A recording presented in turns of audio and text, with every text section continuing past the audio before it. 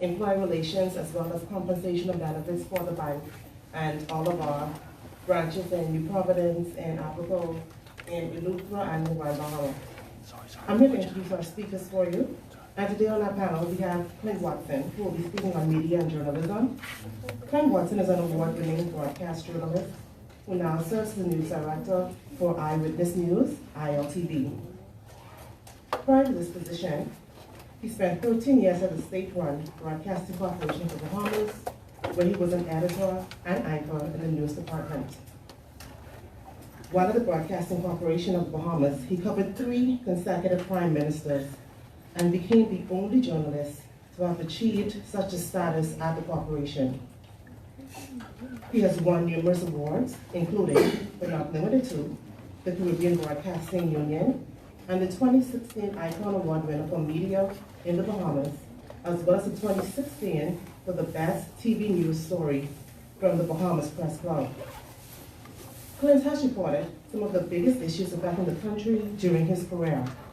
His passion and investigative skills as a senior journalist has been seen and heard as a field reporter and anchor.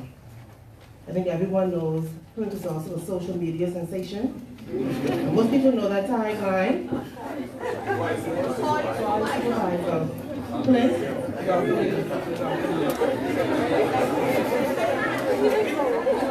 and then most of you would know that, right? We have Christopher Roberts. Just before his 14th birthday, he was placed in the care of the Boys Industrial School. During this time, it was a life-changing event for him, and he made a commitment to follow Christ. While he was there, he began his career directing choirs. In January 1995, he began his journey at the American Baptist Theological Seminary in Nashville, Tennessee, and graduated in 1998 with a double major in theology and psychology. Christopher has held various positions both locally and internationally in leadership, in the church and in the community. He was employed at the Ministry of Education for over 15 years, and in February of 2015, he was transferred to the Ministry of Foreign Affairs and Immigration, where he is presently posted in the Consular Division as a Foreign Service Officer. His favorite leadership quote is, "Don't complain about what you allow." Welcome. Our next speaker, Tecoyo Bridgewater. Affectionately known as Mr. Fusion Superplex, Tecoyo Bridgewater is co-founder of Fusion Superplex, a board member and chief legal officer for Showcase Entertainment Limited, management and operating company of Fusion Superplex. He was called to the Bahamas bar in 2010 and has practiced law for the past 9 years. He started his legal career interning with Munro & Associates in 2009, where he worked as a pupil, later becoming an associate in the firm. Tecoyo is also open, and he was the principal of Bridgewater Law Advocates, a small private firm specializing in criminal, immigration, corporate, and family matters. He is currently an active member of the Bahamas Bar Association, the Criminal Bar, and the Junior Bar. He's a graduate of the College of the Bahamas, where he completed an associate's degree in law and criminal justice, and additionally, he completed his bachelor's with honors at the University of the West Indies. He holds a certificate of legal education from Eugene DePuche Law School, and he's an entrepreneur who believes that preparation and persistence are key in business. Welcome to Tecoyo. Mr. Kelly Nottage, my fellow Western Mustang. Yes. He's a barrister of law, and founding partner of Sovereign Advisors Bahamas, a legal practice focused on providing support and advice to family office and private clients with a Bahamian link. Mr. Nottage is currently, during the 6 years there, as a trust officer and manager, he was responsible for the structuring and administrating of trusts, foundations, funds, and other products primarily for Latin American clients. A graduate of the University of Western Ontario, Canada, and Worcester College, the University of Oxford, Mr. Nottage began his legal career as a pupil and as an associate at a top-tier Bahamian law firm where he practiced litigation, banking, and trust. He was admitted to the bars of England and Wales and the Bahamas, and he is a member of the Honorable Society of the Inner Temple. He'll explain to you what that is. Welcome, Kelly. And last, but by no means least, Mr. Harrison Thompson. Harrison Thompson is a passionate therapist and relationship consultant that has mastered the complex art of helping people where they are. Holding a degree in psychology, Harrison has been counseling and assisting singles and couples for 7 years in the Bahamas. He is widely known for his edgy viral videos about relationships, dating, and inspiration. These videos later awarded him a Bohemian Icon Award as the People's Choice Icon for the year in 2016, the same year that Mr. Watson received his award. He has worked with a multitude of government branches, organizations, colleges, universities, churches, and corporate businesses alike. He and his beautiful wife, Brittany, love to travel and celebrate life together. Welcome, Harrison.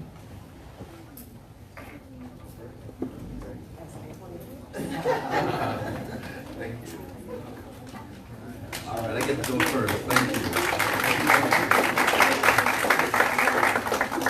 So thank you, University of Bahamas, for having us. And we are indeed delighted to be here. We've got 15 minutes each, and so we're gonna stick to our time, aren't we, gentlemen? So that we can get all the questions and answers that you want to have in. So I'm gonna actually set my timer so I can keep an eye on my 15 minutes. You got the time over there. Perfect, perfect. You let know that 2 minutes. Perfect. So that we don't bore anybody thinking our careers worth the whole world. And you're sitting there thinking, I'm just trying to get credit for being here today.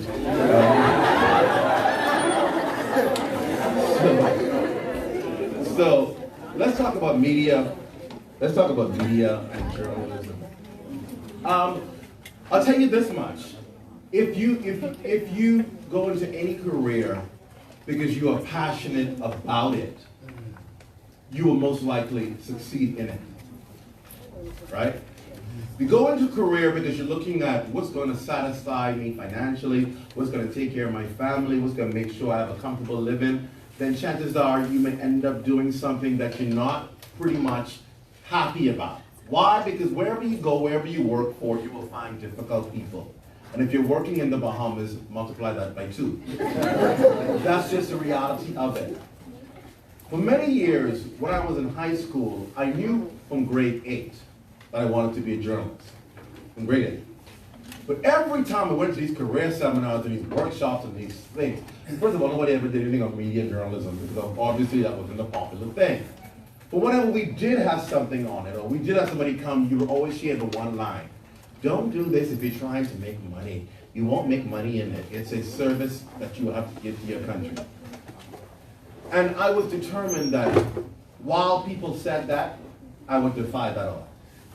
I don't believe that if you do something that is your passion, that you should not be able to sustain you and you be comfortable doing what you're doing. So I was determined that no matter what I did in my career, I would ensure that one day I will be very satisfied at my compensation. Despite people saying, oh, it's not a lucrative career, I was determined that if you push the bar enough, and if you are authentic enough and passionate enough about what it is that you do, people will pay for your gifts. They will pay for your qualifications. They will pay for your skill. Now for me, it took me maybe about 20-something years for that to happen. But nonetheless, it's happening. I want to tell you a little bit about my journey so you understand real quick about how I'm doing what I'm doing. When I left the College of the Bahamas, I was so excited, all that stuff, and what I wanted to do, I'm going to be a great journalist and all that stuff, and you go get all qualified and all that stuff like that. And you eventually find out that you work in a country back then that didn't have much options in media. So here I was stuck. And so, okay, until you know what the best thing you do, until you can find a job, until you can find the job and the career you want to do, you work somewhere else. Back in the day, the place where you go and work, where you can get a good, where you could look like a success, was always a bank. Banks were always places that you can go. And journalists were easy to get bank jobs because we're able to easily go on interviews and communicate and talk and sell ourselves. So I got this job at the bank, CIBC, working as a little summer student, with talents and so forth. And while I'm doing that, I'm looking for this job in my career. Couldn't find it. Back then, it wasn't the kind of options we have now. It was ZNS, and then it was ZNS. Or there was a Guardian and Tribune, and I was convinced I did not want to be a print journalist. I do not like writing. Right? So I was determined, and you would say, well, I thought if you were in media journalism, you must love writing. No, I hate it. Right? That's why I was clear that I wanted to be a broadcast journalist. I could talk my way to heaven's gates. Yeah, I talked my way in heaven, but you can talk me to the gates. But I did not like writing. And print journalism required too much writing, too much background information. I wasn't on that run. If I wanted to do history, I'd be a lawyer. So I decided that wasn't going to work for me. So the only broadcasting station around at that time was ZNS and Love 97 and so forth, and some smaller radio stations that weren't really doing news. Applied to all of those, everybody's like, no, I ain't looking for nobody. Fine. So I went in the bank. The bank was happy to accept me. And so I worked in the bank. I worked in Mattel, worked right up till I became a customer service manager, assistant manager of a branch. And that took me 6 years, right? And so I was enjoying this wonderful career in the bank. And I was like, okay, maybe the journalism thing won't work out for you. I always had two careers. You always have a backup plan. I wanted to be a journalist or I wanted to be a banker. So, okay, it's not bad. I'm fulfilling the second goal. So I figured at that point, perhaps it's time to just figure out this journalism thing is not going to work out for you. Just so happened that year was when we hit the straw market fire. You always hear people talk about Darren Miller and all that drama. And I saw the straw market fire and I was like, wow, that's a lot of drama. It started igniting something in me all over again, this passion that I had, Because at that time, I had quelled my passion because I figured I was doing well in the bank, I was making all this money in the bank. It's okay, I get used to this kind of lifestyle in the bank. I was 22 as a manager. And I was like, oh yeah, I'm doing good. Everybody else who are supervisor and manager, they had grandchildren my age. So I was enjoying it. I would go, on weekends, I would just go away to Atlanta for fun, for the weekend, I had to do, instead of money. So I traded my passion for money. And so that was working for me. And then the straw market fire happened, and then I started feeling strange, like, ooh, something's waking up in me again. I was like, I don't know what's going on. And then that same week, days later, was when they had September 11th. And boy, that did something to me. And I felt helpless in this bank. I was working the Paradise Island branch. On Paradise Island. And watching things happen, I was like, and I went home and I was watching it happen. I was home and I was like, I'm helpless. And that awoke something. It just wake me right up. And I realized you ain't doing what you want to do, what you've been called to do, what your purpose is, what your passion is. And cold turkey, I quit. Just quit. And let me tell you what caused me to quit. This is very important. Because sometimes you don't understand purpose in your life. You will drag and drag and drag until something forces you to get back in line with what your purpose was intended to be. And for me, it was a bad audit in the bank. We all of a sudden came into this investigation for laundering money. I was like, laundering money? You don't want the money in this branch. And let me tell you something. It turned out that there was an executive in my branch that was doing it. And I had no knowledge of it. And so we went into this long investigation. I spent every day to the head office dealing with these investigators about this. And I said, you know what? I ain't got to go show up. Why am I going through all of this? This is not what I'm called to do. And after the investigations were over and we were vindicated, I said, you know what? I can't do this. I quit. It pushed me out. And I sat home for 3 months, sent out resumes to journalism places. No one responded. 3 months, I'm sitting here thinking, boy, didn't life take a bad turn for me. And I made one phone call. I remember making one phone call to More FM on Kamaikuru. And they said, okay, well, we're looking at starting our news department again. It'll just be you in the department. You want to take it on? Fine. I took it on. Went there for a year, did news just by myself. Did news for 1 year there. I was covering a conference, and people from Island FM saw me. That's when Jerome Sawyer at that time was working on Island FM. And he saw me, he said, boy, I watched you work by yourself this whole week at this conference. And you're very good at what you do. He said, we get back to Nassau, I'll see if we can bring you on over there. I said, sure. So said, so done. I went to work for Island FM.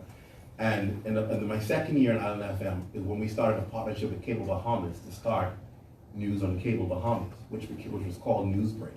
That was the first cable news, now called RTV, whatever. We started the first news on Cable Bahamas.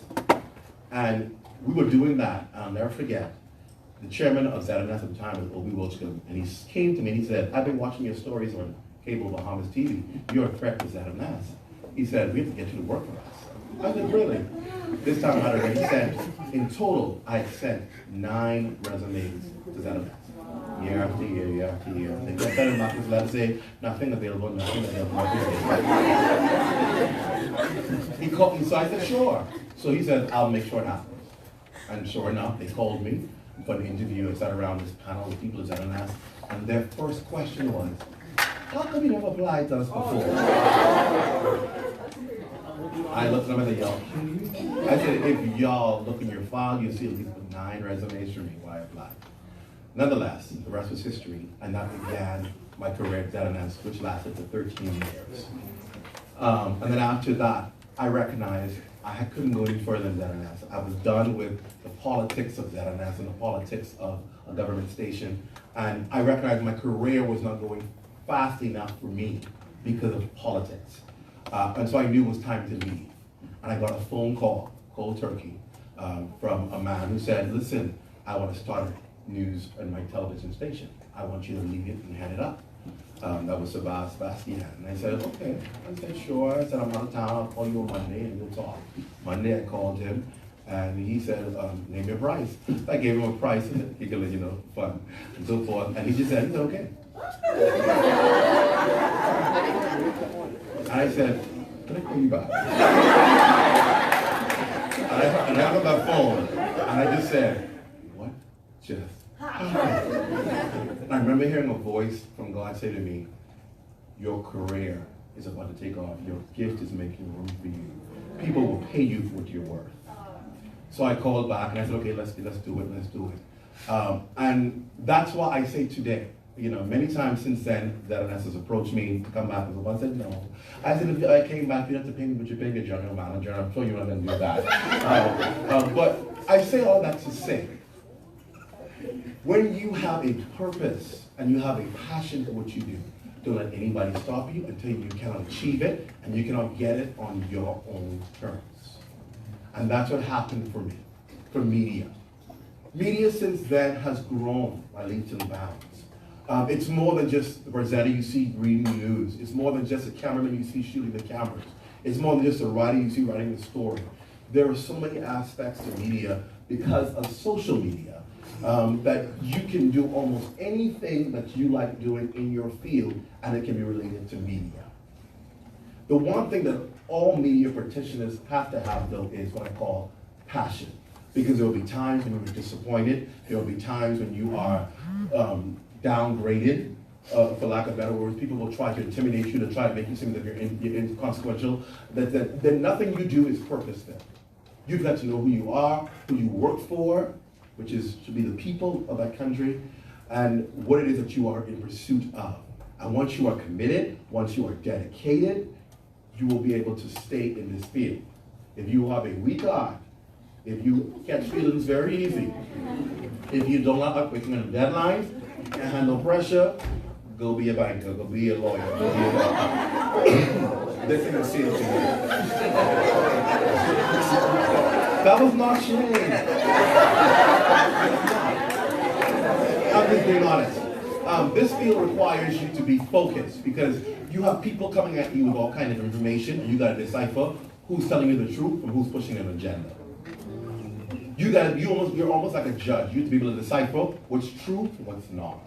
Because when you broadcast it or you write it, you are responsible for it, or what people do with the information. So it's one of those fields and careers that are very casual, but have a serious, they have high pressure volume on it because people depend on you. You gotta know at the last minute when you're about to go on air and a breaking story comes across, how you can get the story together quick before you can tell people the story without fumbling. Well, that kind of high pressure, high demand. But it has great rewards because you are the one who people depend on you to shape opinion about their country, about their lives, about their children, about their future. Everything that we talk about in media will shape our country tomorrow. It impacts decision making today. What we say about what our government policies are, whether they're true or not, will help you to understand whether or not the government working for you or not. And whether politicians believe it or not, media can make or break you. As much as they think they control the media, they don't. We control them. We determine their destiny. And so it is one of those fields and careers that I've found to be more of a calling than a job, because you find yourself in a place of having to be responsible for people's decisions. And that reminds me of a career counselor who has to help you make the right decision because it determines the rest of your life.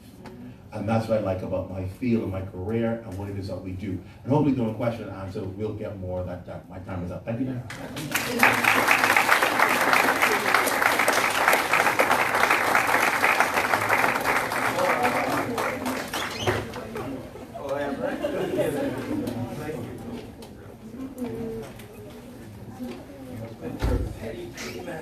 Himself, right?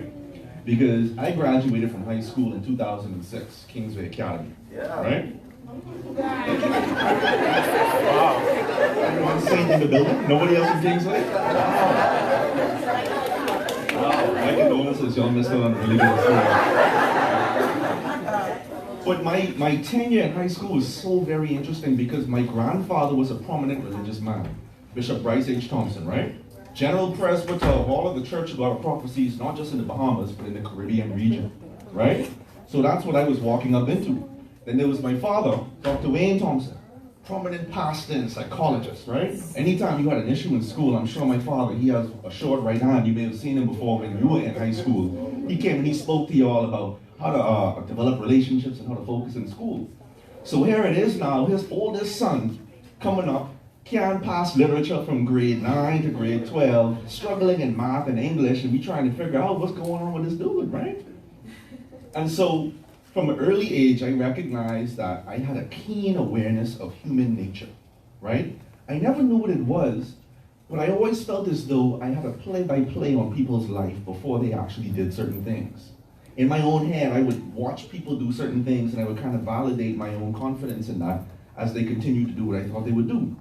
So I began to explore this little desire inside of myself, and I started hooking people up, right? I was like, bro, you know, you're looking for the wrong type of girl. You're looking for the curly hair, pretty eye, bright skin girl, but that ain't what you want. You want what that affords you. Right? I was like, you need to stop lying to yourself. And you need to find yourself a venti cup of mocha with just a little bit of whipped cream on the top. Preach! Something that you can't drink too fast, you gotta drink it slow. It's real, right? And they started dating when we all got in COB, right? He didn't start dating when they were in Kingsway, he waited until in COB and they actually were a thing, right? And I ended up scaling out of Kingsway with 2.8. I brought that up from a 2.0, right? Barely. I got most improved student of the year, right? I was so happy when they called me up for that trophy because I was like, everybody collecting awards in math and English and sports and PE, and then they called me up, Harrison Thompson. I was like, what? It's the wrong Harrison Thompson. And he said, most improved student for this year, 2005, 2006. And so it wasn't until after graduating I realized that I really have to get serious about what it is I want.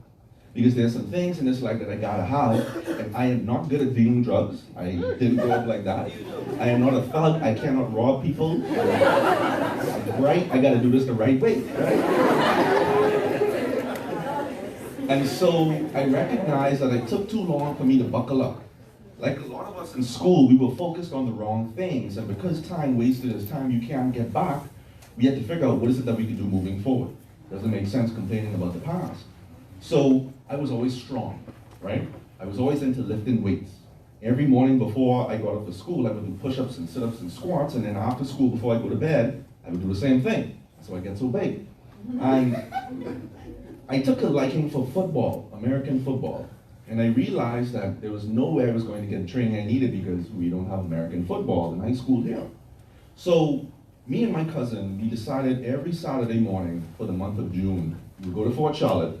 I would put on the same shirt, same pants, same socks, same shoes.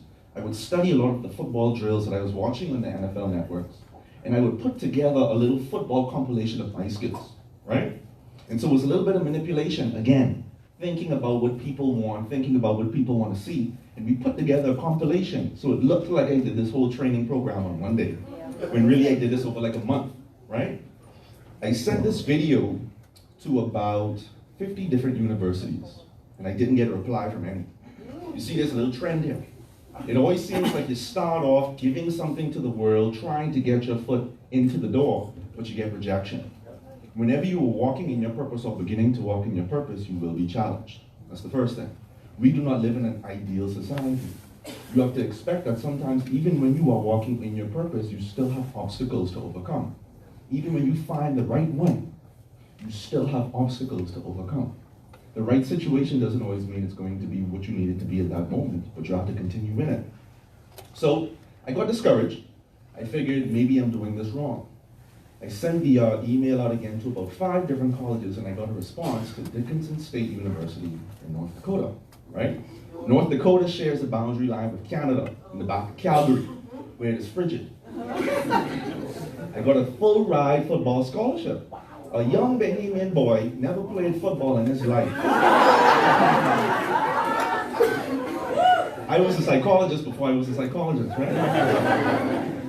And so the coach says, how do I know that if I bring you to my school and put you on this field that you're going to be what I need you to be? And I said, Coach, I cannot play football, but I can guarantee you I will always be better than I was yesterday. And then he sent over my visa and my I-90 form, and I was there for September. So it was too cold, couldn't stay there. Had to transfer out to Texas A&M University where I graduated, right? The thing is, even while I was in COB studying, I was in the bank. I was at Royal Bank at the time, right? I needed an Ultima. Back then, Ultimas, Maximas, and Hondas were the cars to have. I had to have me a 2000 Maxima. And I spent a lot of my first paycheck on getting me a set, 2 Sony 15s in the back of my trunk, an aftermarket CD player, and a burn CD with some heavy bass lines. So by the time I pull into Thompson Boulevard, everybody looking, everybody watching. I was an RBC. Be in this auditorium, that's interesting. I was in RBC at the same time that I was in COB. I was working RBC Monday, Wednesday, I was working RBC on Tuesday and Thursday, and COB Monday, Wednesday, and Friday. It got to the point where I learned the system so well, the manager at RBC was willing to give me a permanent job, but he told me I had to start going to school, right? They were like, Harrison, you seem to be the only person right now who understands the system well enough. We need you. What do you think about 50,000? So like Clint, I need to take some time. Right? You know, at this point, I'm living with my mother and my father. I asked them for gas money. They like cook food for me. Like, at best, I'm used to having maybe $100 in my wallet. So this guy says 50,000. I say, man, let me think about that, because I ain't too sure. And it's like, I'm giddy. But then I realized if I take this job, I wonder what else I'm going to be losing out on. So I denied it, right, against my better judgment. Went off to school, like I said, with football. Came back from Texas A&M. I had the psychology degree. And I said, you know what, now it's time to start work. So my father, he's also a psychologist. I have an office space. I go in there, and I don't see anybody or make any money for 2 years straight, right? I am literally running off of what I had made in RBC, thinking that that would keep me through, but I wasn't seeing anybody, and I was like, what's going on? Spoke to my grandfather, and he says, sometimes when you are in your purpose, you will be tested and you will be challenged. He says, but it doesn't matter how many times you get knocked down, it's when you get back up, right?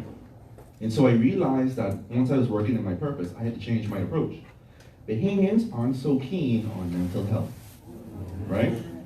Human nature says that we present the version of ourselves that we think is going to be most appropriate for society. So when you ask me how my day is, fine, right? When you ask me how my relationship is going, good, as you fight back the tears. You say, is everything going good in your life? And you say to yourself, yeah, man, God is good. How about you? So I realized simply putting the plaque on my door and saying mental health available wasn't going to get the job done. I went out on Robinson Road with a banner and I said, if you having trouble with your man cheating and he can't keep still, you need to call 356-794. And overnight, I started getting calls. People didn't initially want to pay for therapy because they were like, what, you charge $100 a session? Yep, I do. And what I started recognizing was I can't rely on people to recognize problems within their self because human nature says we are more interested in being strong. So what I started doing was recording myself and talking about issues that I know everybody is talking about, but demystifying them. See, the thing about it is when you don't talk about your problems, you think it's just you. You think it's just you that's struggling to enjoy your blessings because you know not everybody is blessed to be here, but I still stress. Why can't I talk about that, right? People talk about the families that they come from and they say, you don't know nothing about issues, you don't know nothing about stress, you don't know nothing about low self-esteem and depression, but you do. And once I started targeting human nature, people started booking. So it went from me having 1 session a month to 2 sessions a month to 3 sessions a month, and then it became, well, 1 session a week, 2 sessions a week, and then it became, well, 1 session every day, 2 sessions every day, to, well, maybe I could see you next week because I'm all booked up, right?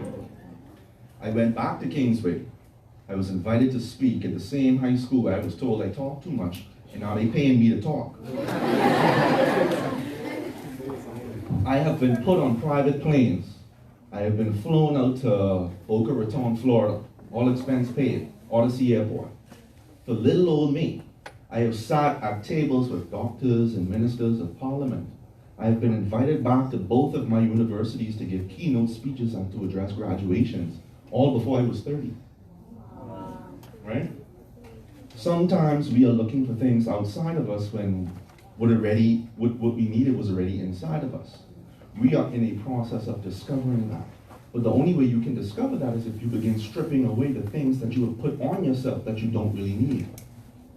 A lot of us are thinking only about money, but we're not thinking about passion and purpose. A lot of us are thinking about passion and purpose, but we're not thinking about practicality. As a therapist, I can tell you, it's very hard.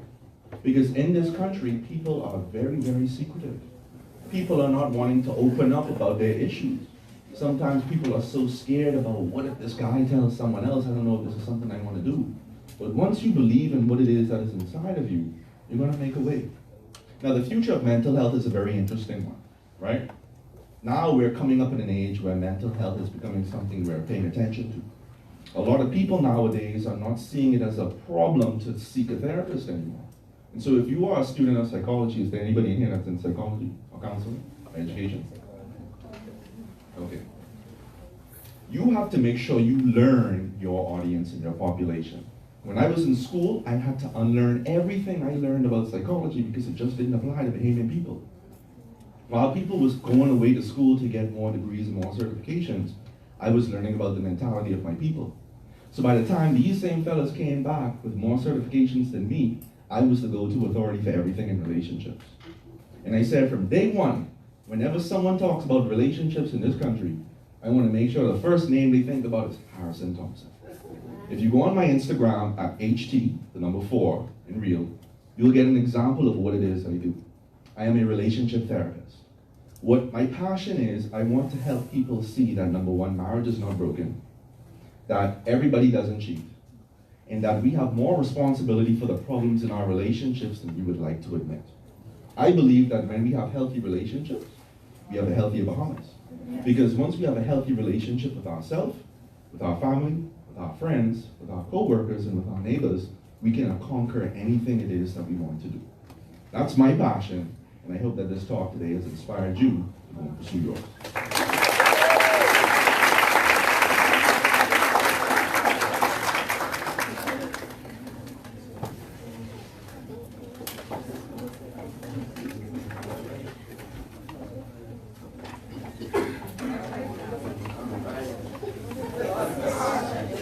Good afternoon, UB. That's a good response. That's a good, right? I want to say it again. Good afternoon, UB. Good afternoon. All right. First, let me start off by saying what an excellent panel we have today. Gentlemen, I'm honored to be on the same panel. Can we give our panelists a round of applause? I'm honored to be on the same panel. No shade to Clint, but I am both a lawyer and a banker. And the lawyer and the banker and me wouldn't let me get up here without a PowerPoint presentation. Okay? That's my schooling, that's my training, and so that's what we have here.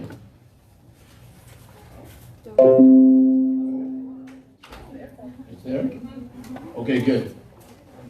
By a show of hands, just so I know what I'm working with here, who here has some sort of interest in the law, whatever that might be, whatever your concept of that might be? Law, well, we know about you, Tecoyo. All right.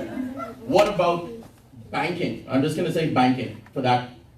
How many people interested in banking? Accounting? No, man, there's a couple other people. Accounting. I'm going to use this term, financial services. Who knows?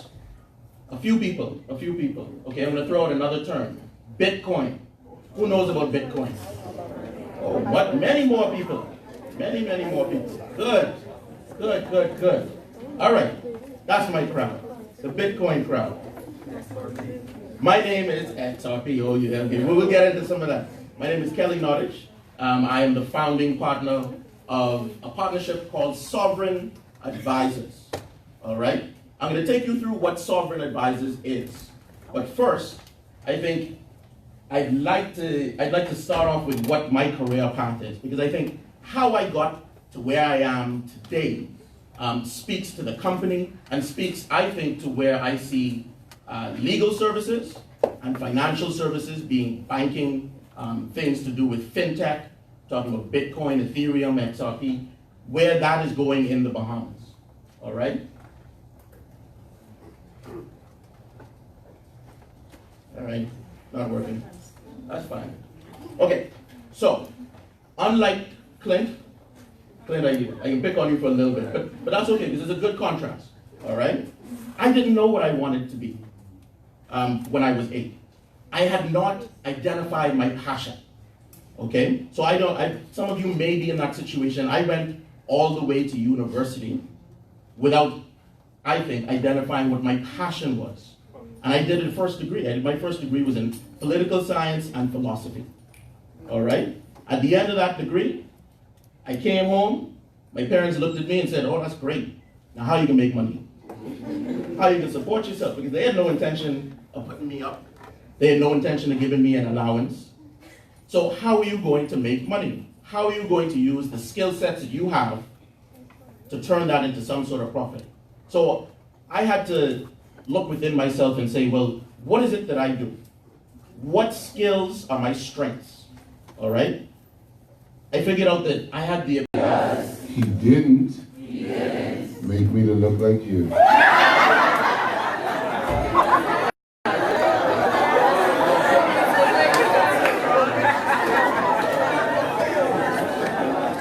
You know, I sat and I was trying to figure out, why did they leave me for the last? And my mind said, why did they let the best for last? And then I looked across my shoulder and I said, no, they left me because I'm the eldest out of the panel. But it's a pleasure being here. And you know, I sat there and I literally, and I get teary-eyed sometimes, because really this is one of those times that I kind of looked and I sat there and I said to myself, boy, you come far, that you're sitting on a panel, a distinguished panel, and presenting to students of UB. See, when you have a story like mine, and when you come from a place where I've come from, these kind of things are not supposed to happen. When you've been written off and nobody had any hope in you becoming and being, these kind of things are not supposed to happen. And if there's one thing that we've heard out of all the sermons today, because believe it or not, I believe that they were. And because I don't believe in a God of happenstance, I believe somehow He orchestrates everything of our lives. And so there is no happenstance of your being here today and the messages. But the message for me and the encouragement for me is that of perseverance, as all of our panelists would have shared. Now I prepared some handouts of my presentation. I don't know how much I'm going to get to go through it, but they have handouts for you relative to the Ministry of Foreign Affairs. I'm going to go through just a bit, and then I'm going to try to share a bit of my experience. The Ministry of Foreign Affairs is to protect and advance the national interests of the Bahamas through the proactive coordination and management of foreign relations with partner ministries, international organizations, and non-governmental organizations. We have at the head of our structure a minister, a permanent secretary, a director general. I came after 15 years in the Ministry of Education as a guidance counselor. I got to a point one day after having to make the decision, and I sat down and I thought about it. I changed my mind. I thought about it, changed my mind, thought about it again, because a parent had run me hot, and I was contemplating taking my gun to school. I knew it was time for me to get up. Okay? And so I started to consider out of education, where would I go? What would I do? And I thought to myself, you know something? For 15 years, I worked for an outcome. Now time for me to work for an income. And I looked at various ministries and decided upon the Ministry of Foreign Affairs. And I could tell you, boy, if I knew then what I know now, I would have made that switch a long time before I actually did. If you do not like people, if you do not like your country, if you're not patriotic, if you don't like foreigners, the Ministry of Foreign Affairs is not for you. It is a very rewarding, very exciting, very fulfilling job. Since my time, which I transferred in February of 2015, I want to tell you something. Not only the politicians get to travel on the government money. We do too. Boy, I've been able to travel some places where my money wouldn't have ever taken me. I've had the opportunity to meet and rub shoulders with people that ordinarily I would not have been able to meet.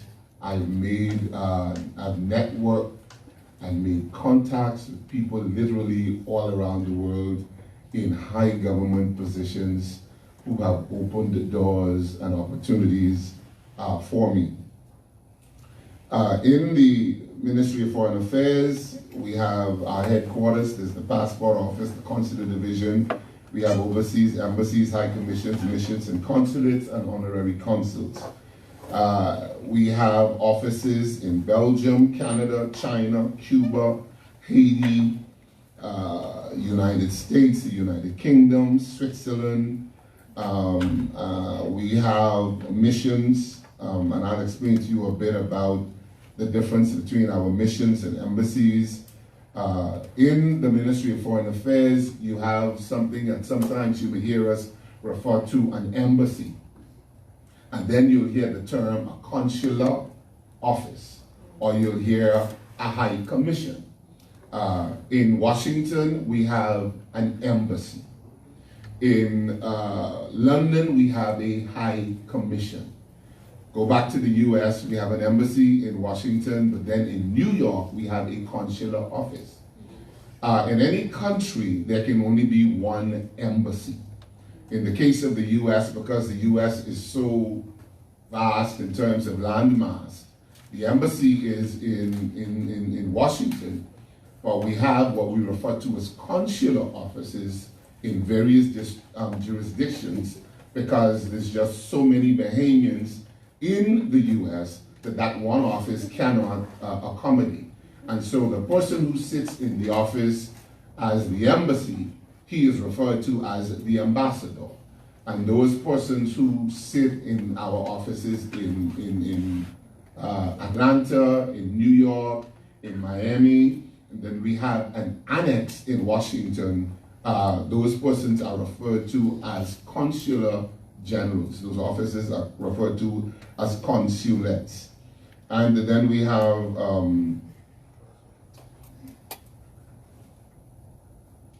also we have persons who reside in various places, not just in the US, but in various parts of the world who are Bahamians or of Bahamian descent. And we have those persons who we refer to as honorary consuls.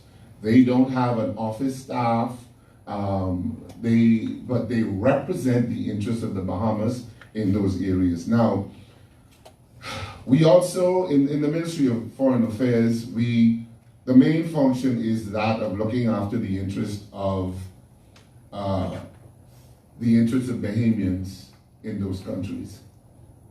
And so if you're in London, or you're traveling to London and something happens to you, and your bag got stolen or got lost, and therein was your passport, you can travel, you can go to our High Commission in London, and they will assist you with getting a not so much a passport, but what we call an emergency travel document to get you home.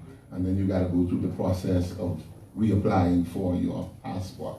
Now, if it's a case where your wallet also got stolen, but you got another 2 weeks to be there, per the availability of funds in the mission, the government will loan you some money, but you can pay that back. They can get their money back because you will sign an agreement. And when you get home, if you ever intend to travel again, you are going to apply for a passport. If you apply, I can pull up in the system, you owe the government. So you don't get no passport until you can pay that money. But because we have a responsibility to take care of our nationals, we're not going to leave you up there by yourself to fend for yourself. All right? The ministry also deals with, we're responsible, which is my function in the consular division now. We deal with visas, not US visas, but visas for persons who need visas to travel to the Bahamas. We, just like the US, we process and we approve and we issue visas for those persons who qualify. You'll be happy to know that in short order, I think it, don't quote me on this, but I think certainly by February, I think it's going to be a little bit earlier, but I would say certainly by February, for those of you who have ever had the hassle of having to go to the passport office 4 o'clock in the morning to apply for a passport, and then they tell you come back 8 weeks later and it's still ain't ready, you are actually going to be able to sit down at your desk at home, scan your documents in, apply for your passport, get your approval, and then go pick it up from DHL. Okay? So you will no longer, unless you are applying for passport for the first time, once it is a renewal, you will no longer have to be bombarded with going around the passport office. And it's going to be the same. We are in the process now of preparing, right now, for persons who have to get visas to come to the Bahamas. They have to actually courier their passports to one of the offices, have the passport stamped with the visa, and then courier it back. Sometimes, depending on when you plan to travel, that could be an inconvenience. And so we are in the process now of going through the final stages of the e-visa, which again, persons will be able to sit down at their desk at their homes, make application, and once it's approved, print out your visa and you're good to travel, no longer couriering the passport. So we're trying to upgrade and get it there. I want to very briefly, because the theme of all that would have shared, and I too, like Kelly, like you would have referred to my friend Clint, I didn't know what I wanted to do. I knew, you know, I'm also, you have heard in the bio, I'm an ordained minister, a pastor with the Pilgrim Baptist Temple. But I didn't know what I wanted to do. And quite frankly, I still know. But I had completed, I knew that in terms of a calling, you know, it was to the church. I knew that I had that calling. But in terms of a career, I didn't know. And that's why when I came home, I went into counseling and eventually moved into foreign affairs as a foreign service officer. If you go on my Facebook page, you would see my name on Facebook is the Excellency Christopher Roberts, because that is my final goal before I retire. Right before I retire, it is my hope to serve my country as an ambassador. And I say right before I retire, because then I'm going to get involved in politics, because that position is political. And after I had served one term, they could send me home. I don't mind. They can't afford my pension and all that other kind of stuff. So they can afford to send me home. But just briefly, in terms of perseverance, I want to share with you, and then I have my seat. As you would have heard in my bio, I was at the age of 14 placed in the Boys Industrial School, and until I was 16. And that was a place where I'd been written off, really. You know, nobody thought, oh, he was done, kind of thing. I remember after being sentenced, they also instructed the police to give me 12 lashes with the cane. And then I was put in the Boys Industrial School. I remember sitting in the Boys Industrial, and listen to me, y'all. It is so amazing how what could be regarded as the negative and bad things of your life could really be the blessings of your life. Because it was in the Boys Industrial School where this whole thing of leadership came alive in me. And I began to take on leadership roles. My level of education in the Boys Industrial School superseded what they were actually teaching in the school. And so for the first time in the history of the school, I was actually sent out to R.M. Bailey, the real school. I was sent to R.M. Bailey for my 11th and 12th grades. And so here I was, an inmate in the Boys Industrial School. Every morning I would go out to R.M. Bailey and return back to the school. That's how much they trusted me. I was too scared to run away. And so I came out of the Boys Industrial School with a bad police record. And so I wrote, I would never forget, around 1991, I wrote a letter to every sitting cabinet minister, the prime minister, the governor general. I wrote to them asking them to help me with the expungement of my record. I got not one reply. Sounds familiar, guys? Rejection, not one reply. And so I wasn't about to give up, because at that point I knew I wanted to do something with my life. I had already lived out on the streets. That was not what I wanted for myself. I wanted something different. And so as the elections came around in 1992, and we took on a new government, every day I waited, and I waited for the Prime Minister to announce his new cabinet. And the day that that cabinet was announced, I sent that letter out again to all of the new cabinet ministers. And maybe it was because they were new, all of them responded. But about 3 months after writing out again, I got a call from the late Miss Julia Barnwell, who was then Secretary to the Governor General. She said, go to the Police Records Department, apply for your police record, call me back and tell me what happened. I went and I applied, and big man burst out crying in the police record place when I saw that I got a clean police record. It was from that record, because up to that point, it was impossible, thank you.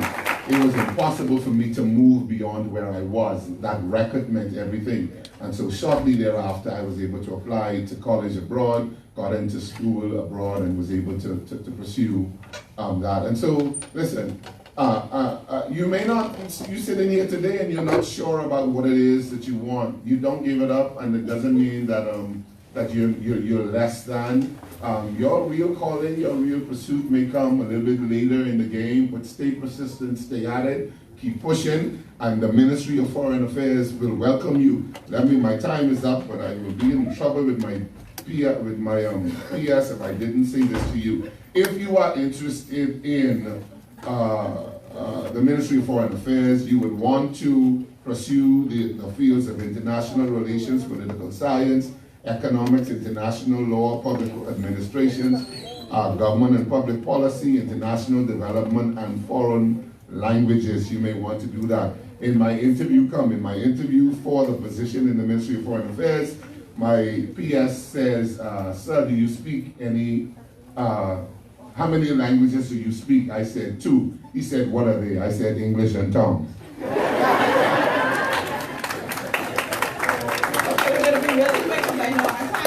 First of all, we want to give it up for our speaker. Listen, I must tell you, I have been overseeing the formulation and orchestration of Career Symposium here in UB for a number of years now, and I must tell you, this has been the most dynamic consortium of speakers. I am so happy with the personalities that came together, great team together. Each of you are awesome in your own right. And I have never said this to any panel of speakers we've ever had. You all were friends. Okay. Do we have any questions before they depart? It can be to any of the speakers. It can be a general question. Do we want to talk about where? Right here? Could you stand for me, please, sir?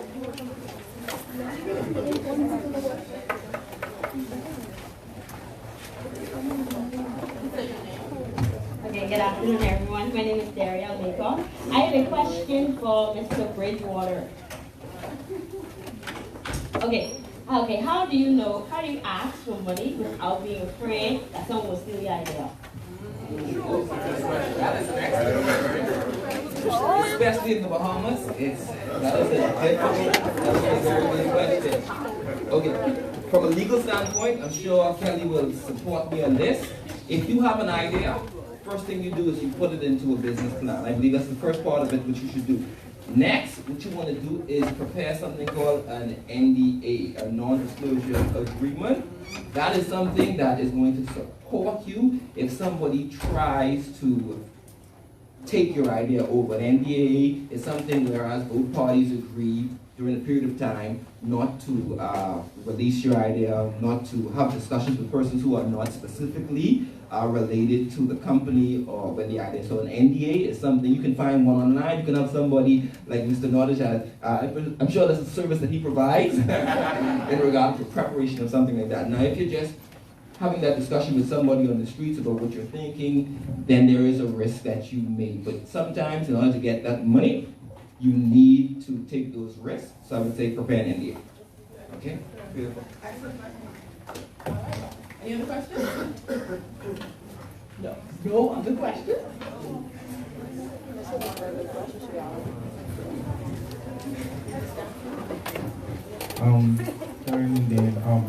It's not necessarily a question, but it's just me saying that I appreciate that all of you did this because dealing with what I've been dealing with lately, a lot of the things that y'all said, like really affected me, like, because it's happening. So just to hear that it happened to someone else, it gives you a better drive to keep on going because you know it's not really being able to.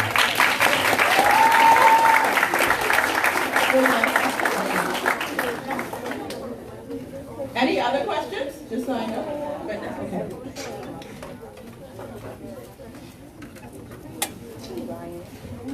Good afternoon. My name is Ryan Ramming. My question is for Mr. Roberts. In wake of Hurricane Dorian, what efforts have the Ministry of Foreign Affairs made to rebrand the Bahamas or improve our image since the devastation of the islands?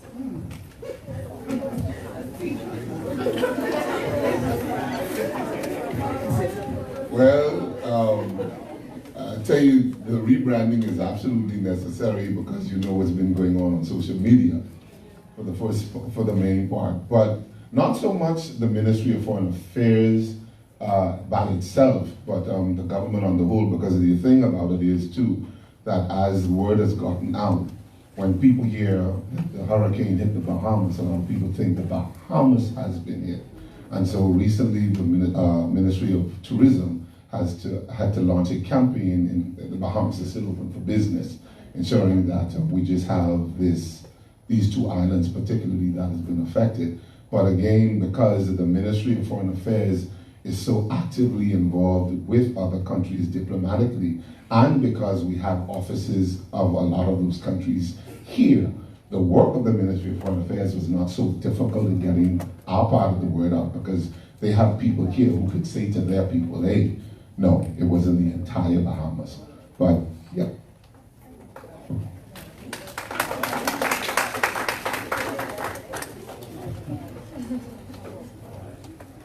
Good day, my name is Gene Joseph. I have a question.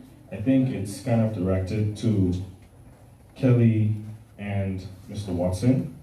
You said that you see the role of lawyers changing as to more being communicators and persons to mitigate things. And recently I read an article in the Washington Post which kind of stated the same thing, saying that we need more English majors. So would you encourage more persons to become English majors and media journalists in that light? Hi, good question. Sure, because when you have that foundation, you can kind of cover a number of careers and professions. You notice a lot of people who are in media and journalism today aren't necessarily people who study media journalism. They're people who've been in other professions, but because they can either host or present well or speak well, I encourage they host shows. So this is kind of reverse as well. If you want to go into other areas, media journalism is good because, especially if you focus on environments like in the country, you know, journalists ought to be people who are well versed in, particularly Bahamas, disaster preparedness, in other areas of professions, so that you're well rounded to be able to go into other areas. Journalists should, like you said in Foreign Affairs, have a second language, particularly in the Bahamas. And if you were studying journalism in the Bahamas, what would you study for your second language? Exactly. So it can help you in so many areas. That's why I always encourage people studying journalism, take the second language. And I have a son who's actually studying journalism at UB, and I make sure he's on the second language. That's what's standing over the corner of the pink shirt. And so I'm making sure he's bilingual in Creole, and so that he can be because there are no journalists right now in the Bahamas who can speak Creole fluently. None. In broadcast. So I made sure that he's doing Creole so that he can guarantee himself a job because nobody else can do it. So I fully endorse everything that Clint said. I think just to pull from what he's saying, English majors and majors in philosophy, etc., they have what we call transferable skills. I think everybody here, every one of these panelists have the same transferable skills. We've just applied it differently. All right? And when Clint was talking about being a journalist and being able to being a problem solver, I thought to myself, that's exactly what I do every day. If I had to describe in one phrase what I do, I solve problems. People bring me their problems, and I find a solution to that. All right? I think Tecoyo was talking about that as well. Clint talked about being a judge. Now, every judge is a lawyer. So you might throw shade on lawyers. But it's these transferable skills, analytical skills, which English will teach you, communication. But I will say this to all of you in here. You're all pursuing a degree. And when you get it, you have that degree on this piece of paper, you put it on your resume. As an employer, when you come to me and I see it on your resume, to me, that's a degree. You need to tell me what you learned. So you have to be your own advocate, right? It doesn't matter the degree, to be honest with you. Because if you're sitting in front of me, you've gotten through that paper stage where I said no, yes. When you sit in front of me, I'm evaluating you. So whether you did English, political science, accounting, law, whatever the case might be, I'm evaluating your ability to tell me what you learned and your ability to communicate to me your transferable skills. All right? And I just want to say one more thing to the young lady who asked about the ideas. Tecoyo was absolutely right. Get an NDA if you can. But I want to say this to all of you using your question as leverage. If you have an idea, don't keep it to yourself. Don't keep it to yourself because you're afraid somebody's going to steal it. Somebody might be able to steal your idea, but ideas are numerous. It's the ability to execute. All right? Now, I have faith. This wasn't mentioned, but I also have a degree in theology. Okay? Talking about transferable skills. All right? I'm a lawyer, but I did a degree in theology, politics and philosophy, and then theology. If God put an idea in your heart, that means that's your idea to execute. And it's been my experience that the more I talk about my idea, the better I am at explaining it. I'm refining it every time I talk about it. People then ask me questions. It's like cutting a diamond, and you perfect it. Don't be afraid to share your idea because you're afraid somebody might steal it. They might try, but nobody can steal your idea because you're the one who has to execute it. All right? Execution is key. All of us can have the exact same idea, but very few of us can actually bring it to fruition. And to bring it to fruition, you need everything that Tecoyo talked about. And you need to follow that plan. All right? So don't be afraid to share it because you're afraid somebody might steal it. And that's the banker talking to you now. Because when you go to the bank ain't gonna sign no NDA. They can say, take your NDA and go find the money somewhere else. Tecoyo said the first thing you need to do is find the money, right? The banker in me and dealing with investing other people's money, my wife telling me I'm talking too long, is gonna first want to know the idea before I sign any NDA. Now I'll sign an NDA afterwards if I think it's a good idea, but you're wasting my time if you ask me for the NDA first. Okay? I'll add to that. Be prepared to share your idea in vague terms. Vague enough to get them interested, but not the nuts and bolts. Okay, we have time for one more question.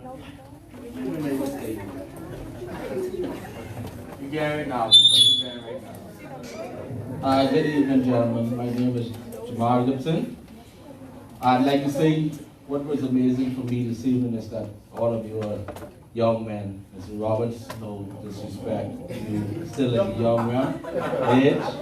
And for a young man coming up in society, it's good to see that young man. There's some positivity still after the country. All is not lost. Thank you. Thank you. Yes, really great question.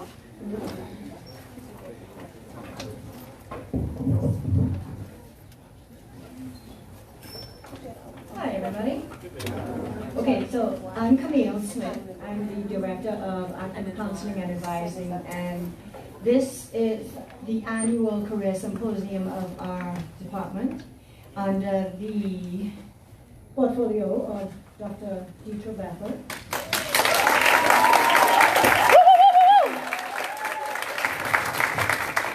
I am just so thrilled with all that you have said and all that you have brought. And you gave us the very large picture, and you also gave us some very personal and intimate details that made it all very relevant and something that all of us can grab onto. You see, because the choice of which career you're going to take is a very, very significant one for all of you students. You have to be able to think it through. You have to be able to consider it. If you see some of the students leaving at 4 and not being rude, they have another class, right?